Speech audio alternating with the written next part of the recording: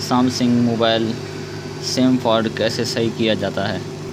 ये मेरे पास है सैमसंग का मोबाइल, आप मॉडल देख सकते हैं। ये है 5360 सैमसंग का मॉडल GT 5360।